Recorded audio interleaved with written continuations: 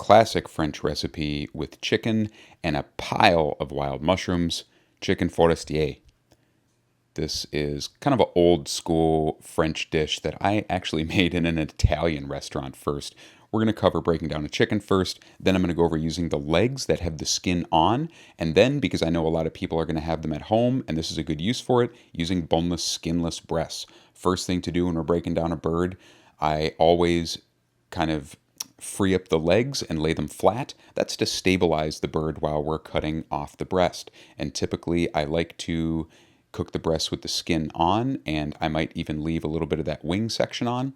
But for this, we're going to save those for another purpose, along with the skin, the wing section that is. Then we're going to take the thighs and the legs off individually, and of course, we're going to save that carcass to make stock. Then we're going to dry brine the meat. So just salt and pepper, and I'm going to add a little bit of fresh thyme because I'm putting that in the sauce too. Thyme is traditional. You can also add a little bit of tarragon instead of the thyme if you want. And I'm also actually going to remove those tenderloins off the breast to help them lay flush in the plate when we plate it. But I did that off frame. So to season them with salt and pepper and let them sit overnight or at least for a couple hours in the fridge. Then there's not a lot of ingredients here besides mushrooms, chicken, and a few other things, but we do have some aromatics. We're going to add some shallot that we're going to thinly slice. We'll also add a little bit of garlic that we will slice and then finely chop, but not too many other things. You don't want to put a lot of stuff in here. Some recipes add like potatoes and carrots. If you want vegetables with this, just make a side of roasted vegetables or sauteed vegetables and have it alongside this. There's no need to put a bunch of vegetables in the sauce. This should be chicken and mushroom. This should be a chicken and mushroom fantasy. Okay, put the vegetables on the side. For the mushrooms, I have some trumpets, chicken of the woods, chanterelles, and Lactarius volumus, the voluminous milk cap. We're going to cut them into bite-sized pieces. The trumpets I'll leave whole. Some of the mushrooms I'll leave whole, especially the chanterelle buttons. Some of them I'll cut in half. Do whatever you want, but you want them in kind of big pieces. Although the sauce, if you use dried mushrooms, you can puree it too. For the bone-in, skin-on chicken, we're going to start by browning the skin and getting it nice and crisp.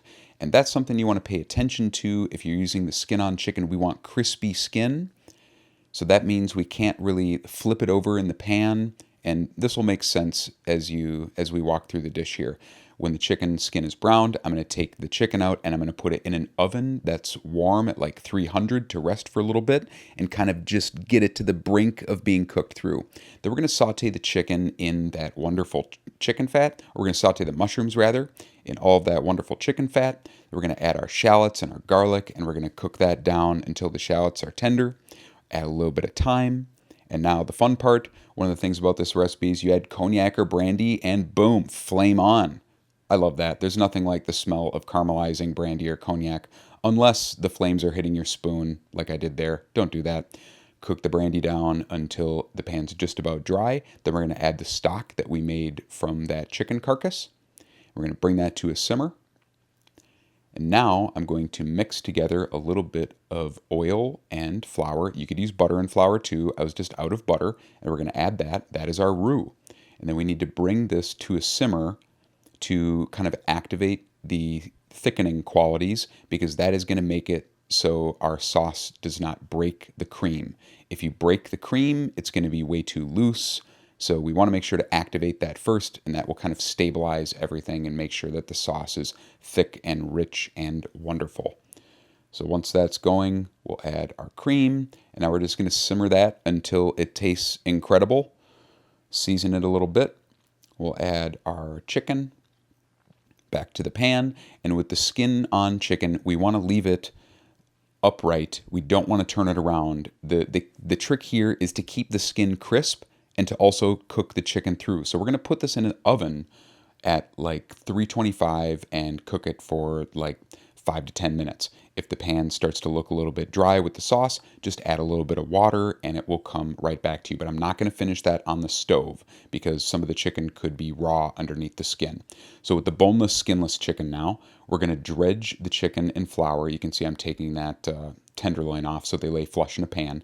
And this is the best way to cook boneless, skinless chicken breasts, in my opinion. The flour acts like skin, and it's going to keep it so juicy.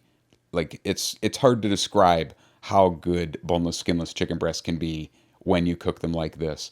They don't have to be dry. Well, part of the thing is get some decent chicken too. The pre-frozen ones are terrible, and I never use those. Once the chicken is nice and brown, take those out of the pan, and we're going to put those into a low oven just to keep heating a little bit. Then I'm actually going to add a tiny bit of soy sauce to this, which might sound a little strange, but just trust me there. Then with the boneless breasts, this is so easy. We just put them in the pan and we can just stew them around. You can put the sauce all over them, turn them around, super easy to cook. And this is going to stay really nice and tender for you. I mean, obviously, don't sit there and simmer them for like 20 minutes. All you need to do is really just heat them through after you take them out of the oven. And so easy, really good way to have chicken. Obviously, with the skin on, you want to put the mushrooms and the sauce around it. But the fun thing with the boneless breast is you can just pile everything on top. Another thing that you can add to this dish that's really good is bacon. Bacon is very nice here. That little bit of smoky quality goes great with the mushrooms. And just look at that. It's so juicy and so tender.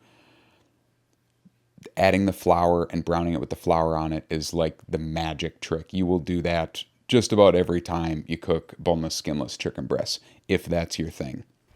Oh, and one more thing. For extra credit, if you're one of the very industrious people that make their own demiglace, this sauce is basically born to use demiglace.